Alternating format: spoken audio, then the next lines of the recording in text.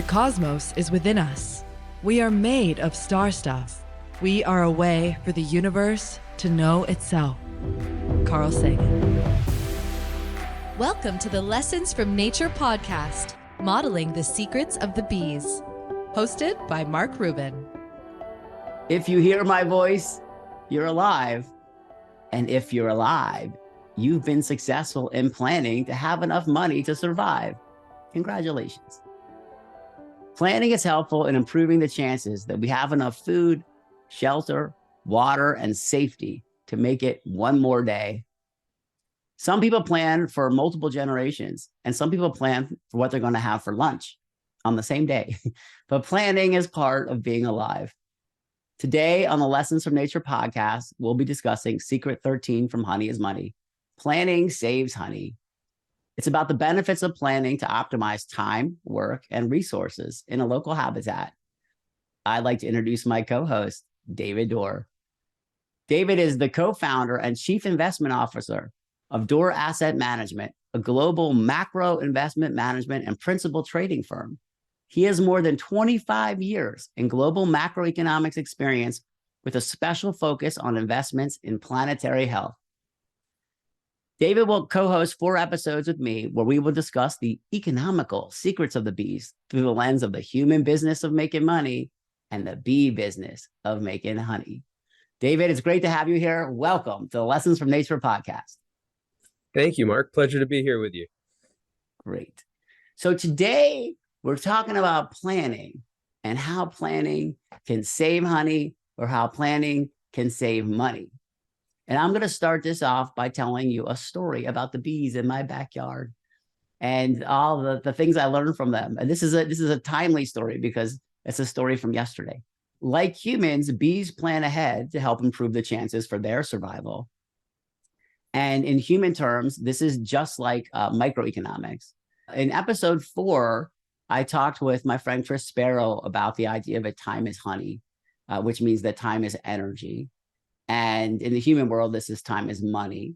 What the bees are doing is maximizing their rate of energy collection by understanding the energy availability around them, the capacity for storage, and their burn rate, which is basically related to how many bees are currently alive today. And they're playing a game of optimization. And here's the story. I have 2 beehives in my backyard. And by the way, I'm a new beekeeper. So all the beekeepers out there, I am not an expert beekeeper. And they're right next to each other, same habitat, same weather conditions, same temperature, but they have different queens. And one of the beehives this time of year, it is early July, and the nectar flow is now behind us where I live. And that means that the flowers are just fading away now, fading away from this habitat. And the sugar has been extracted from them. And the flowers are at the end of their life cycle. And the bees have done the bee work of moving the genetic information around, the pollen around. And in exchange for that, the flowers traded them energy called sugar that keeps them alive to do the work. It was a trade, a reward. And but the 2 beehives next to each other, one is full of profit, bee profit, lots of honey. And the other one is completely empty, right next to each other. In terms of pounds, one probably has, I'm going to guess, 40 pounds of honey, and one might have like 1 pound of honey in it. I didn't realize this until yesterday because I'm getting ready to have a honey party. Okay, so basically people are coming over to check out what's going on in my backyard in about a week. I have a kind of a hive back here that's called a flow hive, but basically you put a key in it and you turn the key and then the honey comes out of a tube. And it's clear, you can see in there. So I can see with my eyes that one is full of honey and one has no honey in it. And I was like, what's going on? Same habitat, same flower, same temperature, same conditions. And now I have half as much as I planned to have. What I learned yesterday is that in the hive that did well, everything looks good. Not a big surprise. The business is functioning as I imagined it would. But in the second hive, something happened to the queen. I believe that the queen died. It must have been within the last 2 months. What I think happened is there is a replacement queen that is either a queen bee that is laying unfertilized eggs, or a worker bee, which is a female bee that like jumps in like to substitute, like in an emergency situation, a female worker bee that will lay eggs, but those eggs are also unfertilized. And what's happening is when a bee lays unfertilized eggs, they only produce males, which are called drones. And the males don't do any work. They don't forage. Their only job is to mate with a virgin queen. So what's happening is basically in a business, all of the workers that would go to the customers' houses to get the money, they're not there. And all that's left is office staff. This is it. And they're just burning through all that money in the hive. Okay, they're just burning through. They're doing stuff, but they're not gathering any energy. And as a result of this, the second hive will die if I don't intervene, because winter's always coming. And there's no more opportunity this year to gather energy because the flowers are fading away. There's nothing left. So what I did yesterday was I have a box that goes on top that has a place to put a couple gallons of sugar water in this setup. And what I'm doing is I fed them. I traded money. I probably traded, I'm going to say, $40 worth of money and 1 hour of time and one bee sting on my elbow. I'm feeding them because the bees will eventually, hopefully, recognize that something's wrong. And if it is a laying worker female, her lifespan is only 40 days. And when she dies, they'll replace her with a hopefully a productive queen. And I'm trying to buy them time. So I did work. I inserted a cash infusion. That's what it is, an energy infusion into this system to buy them time to solve the problem on their own. And part of the reason I didn't catch it sooner is because I put on the honey box, which is this special box that I have 2 months ago. And I don't like to disturb them once it's on. That's my own, like, I mean, I guess I could take it off and look and whatever, but it's heavy and I'm old and it's hard. And I'm like, I just let it go. Anyway, the point of it is, and this long story about the bees in my backyard, is that this is a microeconomics problem that's occurring in this habitat. And there's two hives that compete for resources. And one of them, the leader was strong, and one of them, the leader, for whatever reason, wasn't. And so we're going to talk about these ideas. It's very telling because it's absolutely, a microcosm of the macrocosm, in that, what happened in your backyard is applicable to ice cream shops that are right next door to each other, or to large tech competitors. It's all applicable. The planning, the leadership, the organization, it's all connected and fundamental. I'm glad you're here. You're the perfect person for this. I'm going to get through some specific examples, and then I'm going to ask you business questions about them based on your experience. The first one is about diversification. Some bees, the way it works is at different times of the year, there's different resources available in a habitat. And the two main resources are nectar and pollen. And nectar for bees is energy, and that is used to power them. And pollen is a protein, which is used to create baby bees. They need protein to create life. So energy powers the life, but the pollen is like the building blocks of life. And so what happens is in the springtime, there's lots of pollen and lots of energy. And then they ramp up, that signals the queen to ramp up the number of bees. This sort of spreads out risk, because what happens is some bees are gathering pollen and some bees are gathering the energy in different proportions. So there's diversification of resources in the habitat, but then there's diversification of work in the hive to maximize that rate of collection. So let's talk about how, from your experience, about diversification, because I know you have portfolios, and I understand that there must be, I'm imagining, some kind of thinking about risk and some kind of thinking about the value of diversifying in a way to reduce risk but maximize returns. So what do you have? Absolutely. Diversification is the cornerstone of good portfolio management and is well taught, although I think many of the principles get overlooked, because really, if we take a moment to think about diversification, it's a survival strategy. It's fundamental. It's found everywhere in nature. So again, to your analogy with the bees, because the future is inherently uncertain. We don't know exactly what will happen. We may be able to forecast, and good business people do that, but we don't know with certainty, 100% certainty. And so it's prudent to diversify. So just like bees would not go to a single flower, they send out a fleet to lots of flowers. And everything that they do is diversified, and good portfolios operate the same way. In our world, we take that to an enhanced level. So typical portfolio management may be a basket of stocks, a basket of bonds. For us, we go beyond that, and we even diversify across asset classes. So as a global macro investment firm, we look at all asset classes. So we look at stocks, bonds, currencies, environmental commodities, which is a new area and field. And then we also diversify in across countries and economies. So it gives us a footprint that it's all about survival. If some of the investments don't work out, the idea is that you have others that do. Or if some are slow or having a bad season, then you have other productive assets that are taking care of you during those tougher times. And this is a theme that is as ancient as civilization. And we have learned that diversification is a wise thing to do. Follow nature. Follow nature. I like that strategy. Let's talk about foraging efficiency maximization, because now we have the idea in the previous example that the bees are out gathering resources in a diversified way. They're also maximizing the routes that they take to minimize the energy expenditure and increase the number of resources they bring in per second. And this is very similar to a supply chain, optimizing a supply chain. There are resources coming into a business that's creating something, making something, and they need supplies, materials. Trying to minimize the cost it takes to bring these resources in, minimize the time it takes to move the resources around within their organization, because time is honey. It costs time to move things around.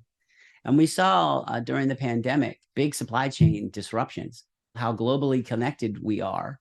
And the more efficiently we run supply chains, the less ability we have to react to changes or disruptions in those supply chains because they're so tightly wound. That's a great segue, because the danger to optimization is lack of diversification. They're actually complementary concepts, right? And so what we learned is through the advancement of just-in-time delivery, which is both art and science. When you look at the best companies around the world, the Amazons, the Walmarts, some of the logistics companies, they're extraordinarily optimized. It's beautiful. I mean, they can, it's almost like we have magic elves. Having Amazon, Prime delivery is like having magic elves at your fingertips. The danger and the lesson that came from the crisis with COVID was that those supply chains were vulnerable to not having backups. They built one really good supply chain, but they didn't build multiple supply chains. And this too offers, that lesson of diversifying. Had they had alternates, had they had backups, they would have been just fine. And I think of a lesson that I learned recently that fascinated me about the way that plants use photosynthesis. They did a study looking at how photons are optimized and used for, energy and nutrition by plants, the process of photosynthesis. And what they discovered was that it uses the principles of quantum physics, that a photon arrives, simultaneously evaluates all the most efficient methods to be used by the plant, and then it collapses into the singular best route for that plant to use it. And not surprisingly, what do we know about quantum physics? It's the physics of nature. If energy optimization for organic life is occurring at the quantum level in ways that it's not just statistical, then there has to be a connection between living things and the deterministic mechanical nature of like a marble rolling down a ramp or whatever. So this is a fascinating area for future podcasts, the next series of this. Bees will forage based on their nutrient needs, and they different flowers have different nutrients at different times of the year. And so the bees are optimizing because the flowers are growing in the ground, and the ground has different nutrients in different parts of the ground and so on. And the bees are tuned to that, as well as not just where is the most sugar, but what nutrients do we need now to balance out this hive. And this is very similar to a business adjusting production based on individual customer demand, like the profiles and preferences of individual customers. The best businesses are the best forecasters. Mm. And their interest in forecasting is not simply to have a higher probability hit rate with what comes to pass, but to adapt towards it. Right. So all that information, all the data analytics that companies do these days, which is immense, it's so that they can adapt their products to what their customers' desires and needs are. And again, Amazon's a fantastic example because they've got some of the most sophisticated, algorithms, on the planet to predict what you want, almost like they're psychic. But this applies to all types of businesses, and there's many learning lessons from not being adaptable. There's evolutionary examples of that in the commodity sector. I was just reading an article yesterday about the thousands of gallons of milk that are being dumped out in Wisconsin right now because there's an oversupply of milk and dairy production. The reason for that is poor forecasting, poor adaptability, because the trend has been clear, regardless of anybody's personal dietary preferences, but the trend has been clear that plant-based milks have become popular, and those companies are doing very well, whereas some dairy farms are now going bankrupt. So it's a perfect case in point that whether it's any business, you have to embrace change. That change is part of it. Customers' tastes change, fashion trends change, everything changes.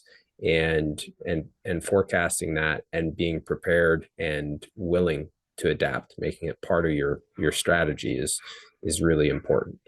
Let's talk about seasonal adjustments and how seasonality, which is really weather, comes into play. Where I live, it snows maybe like once or twice a year, but they don't sell a lot of snow shovels in the summer.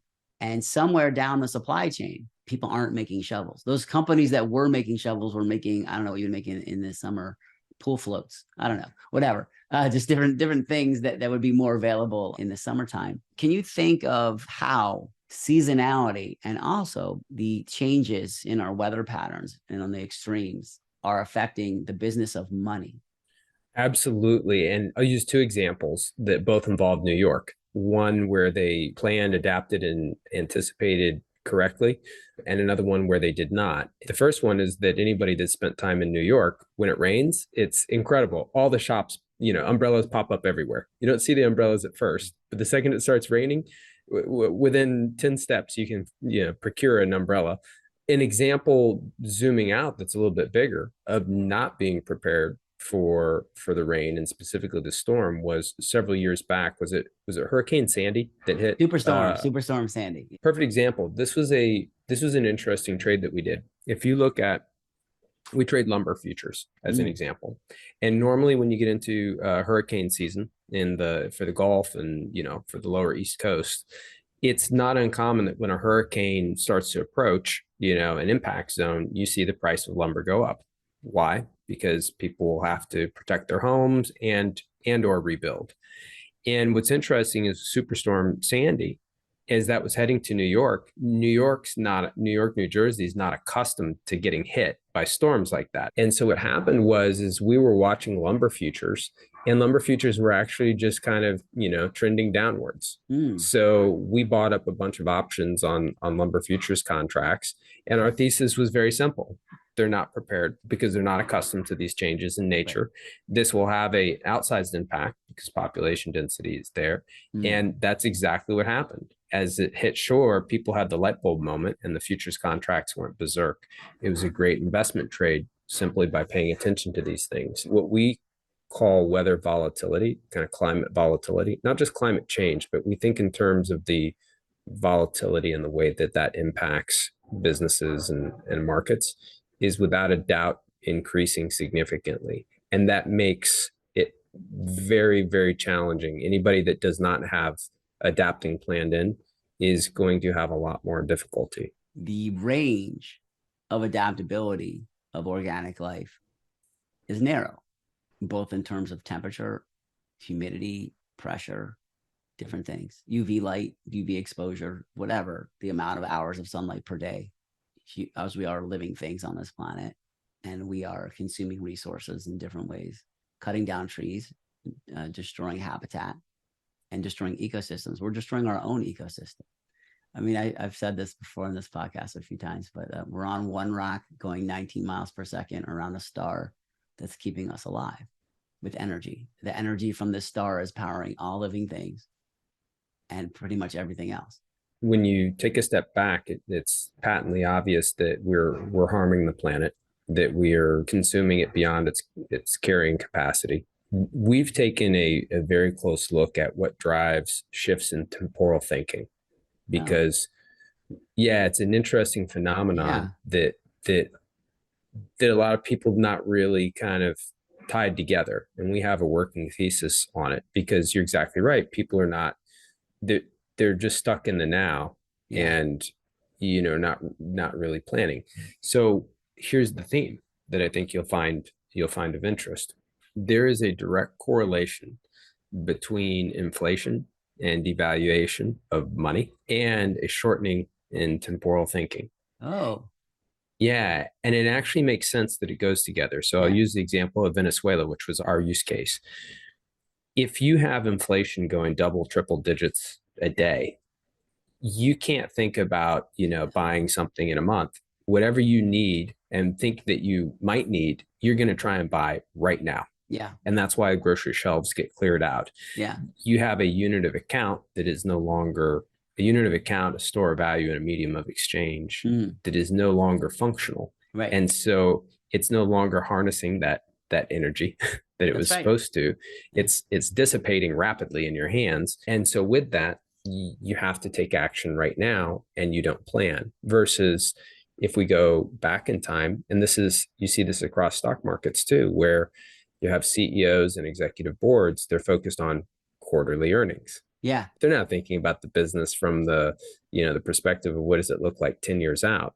In many Asian cultures, they do 50-year, 100-year business plans. Right. You have Native American cultures in the US where the actions that you take, you should consider the next 7 generations. That's right. Part of the reason I'm doing Honey is Money is that one of my objectives to create 10,000 beekeepers over the next 5 years is to connect people to the cycles of nature and knowing like what flowers are around, when are the flowers around, how many flowers do I need to plant to keep these bees healthy, where should I plant them, all these kinds of things to put in people's minds the idea that we're connected to nature in this way.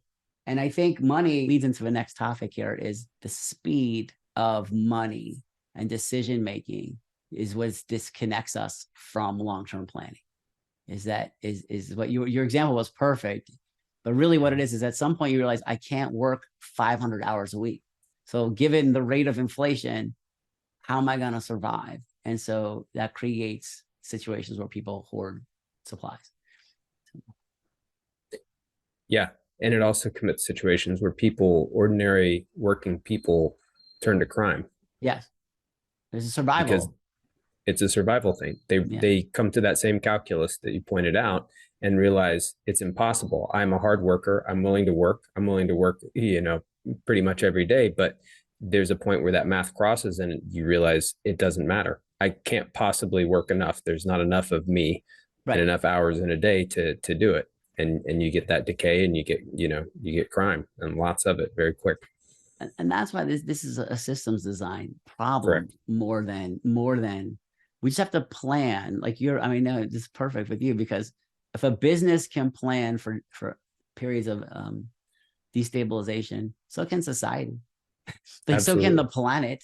Like we're just a micro of the bigger of the bigger of the bigger. Like we can solve this by planning for it. And that's the topic here. Let's talk about being nimble. Sure. Quick response to resources in periods of abundance and scarcity. So bees adjust their behavior incredibly quickly based on availability of resources. So I'll give you an example from yesterday is on the hive that I fed. There were not a lot of worker bees coming and going from the entrance because there was mostly males in this hive, and the females are the ones that are the foragers. And so what happened is just by observation, just by watching, the hive that was healthier, the healthy hive, with bees are coming and going all the time. But this hive that had fewer bees and mostly males, when I put the sugar on, no one left the hive, okay, because they were all moving it in the hive. Bees are highly tuned to these real-time analysis, real-time decision-making. Can you talk a little bit about things that you react to in real time and how those analysis inform your decisions? I'm reminded of the analogy of being a good sailor. So I happen to have on our team, my colleague that runs our operations in Mexico is a former world-class, champion sailor. And being a good sailor is being very nimble. Yeah. If the wind shifts, shift with the wind, you pivot, you tack left, right, so on. You have to be nimble. And again, it's a survivability thing. I view a lot of these concepts as, for me, in my head, I see a lot of yin yang that goes together. So on one side, as the sailor, you need to know where your destination is. If you're sailing across the Atlantic and, you're going from New England to the UK, you need to know what that looks like on a map and how to get there. Long-term planning and forecasting. You also need to be very nimble in being able to, to adapt to changes and things that happen. In our business, most of our trading and investments are on time horizons that could be, 3 months to, 3 years where we stay with a position. But there are inputs that we pay attention to that could change, how we're sailing that course and adapt around it very quickly. So we look at things, like inflation is one of those. We look at exchange rates. One of the things that we do as a macro firm, we monitor global conflict. So the situation in Ukraine and Russia, for example, markets are not priced for nuclear conflict. No. And yet it's not a zero probability outcome. So what I'm hearing you say is you don't day trade, and that would be like the instantaneous reaction. But what you do is you plan to react, so that when things occur, you can react quickly. You can be nimble to the things that you plan to react. Can you talk about the competitive navigation in business and what you've seen companies reacting either in defensibility or offense to preserve their market or money? Two things that come to mind on that. One, this conversation makes me think of Somali pirates. Oh. And this is interesting because what most people don't know in the West, we hear that, piracy is a big issue, that's a more and more dangerous area. We see the movies. But what's interesting is understanding what drives Somali piracy. And if you watch interviews with Somali pirates, they're fishermen. Mm-hmm. Yeah. And what they'll tell you is we don't want to, that's not our gig. We didn't grow up and be like, hey, we want to be pirates. What they're saying is they're hungry. Yeah. Because the resources, there's been gigantic, fishing fleets, many, mostly from China, that come in and they just completely strip the fish out of their waters. And so they're stripped of resources that are theirs, that they normally work, those natural resources, and they're left without any other options. So it's a messy situation.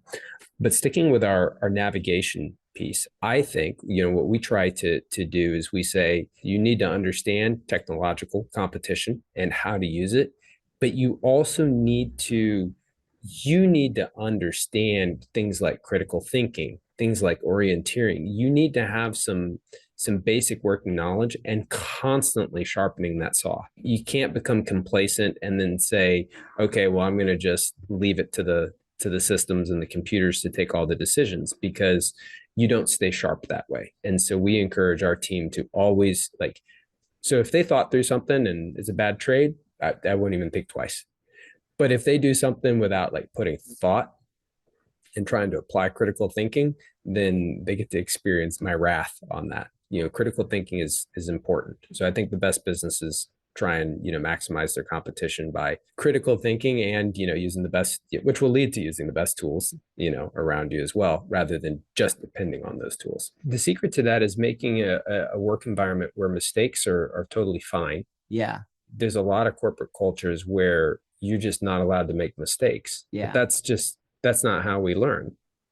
Since it's possible to store energy, and since both bees and people work as a team in a variable habitat, planning is essential for preparing to survive in the future. The fact that you're alive means that you plan to make it this far. Keep up the good work. If you enjoyed this discussion about planning, please subscribe to this podcast, Lessons from Nature, Modeling the Secrets of the Bees. The next 3 episodes of the economics series cover storage, buying time, and the near future. David and I will see you there. Visit projecthoneylight.life for more information about living in harmony with the rest of nature.